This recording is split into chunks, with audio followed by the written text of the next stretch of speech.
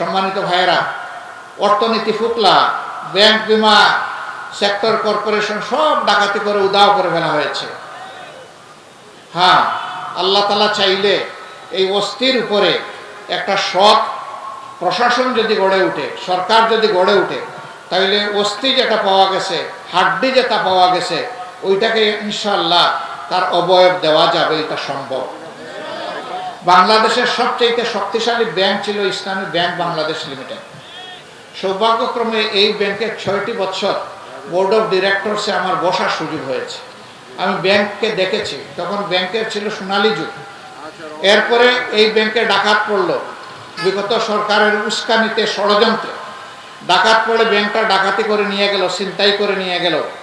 আমরা হাহাকার করলাম, চিৎকার দিলাম যে এই ব্যাংক নির্দিষ্ট কোনো দলের নয়, গোষ্ঠীর নয়, মানুষের নয়, বাংলাদেশের মানুষের এই ব্যাংক, জনগণের এই ব্যাংক। কথা বলুন, কেউ কথা বললো না। ডাকাত একদিন ডাকাতি করে ব্যাংকটা ফুকলা করে ফেললো, একটা সুশব্দ নাই। এখন 5 তারিখের পরিবর্তনের পরে একদর অস্ত্র হাতে নিয়ে সেই ব্যাংক দখল করতে গেল। বেশি পাকা টমেটো আর সিক্রেট রেসিপির কম্বিনেশনে তৈরি প্রাণ সস, সসের বস। ব্যাংকের কর্মকর্তা কর্মচারীরা তারা জিজ্ঞেস করলো, তোমরা কারা? বললো যে আমরা এখন ব্যাংকের দায়িত্ব নিতে চাই, তোমাদেরকে কে পাঠিয়েছে? তখন আর কোনো জবাব দেয় না। বোঝা গেল যে এরা ডাকাতের বেশে, নতুন ডাকাত, আবার সেখানে গেছে ব্যাংক ডাকাতি করে। তারা গুলি ছুড়লো, কয়েকজন লোক আহত হলো। শেষ পর্যন্ত ব্যাংকের সৎ এবং ব্যাংক প্রেমিক দায়িত্বশীল কর্মকর্তা কর্মচারীদের প্রতিরোধের মুখে তারা পালিয়ে যেতে বাধ্য হয়েছে।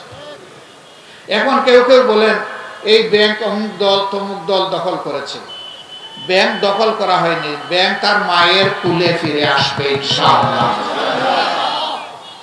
এই ব্যাংককে কুলে নিয়ে যারা বড় করেছিল, এই ব্যাংক তখনই সুস্থ হবে, সবল হবে, গতিশীল হবে।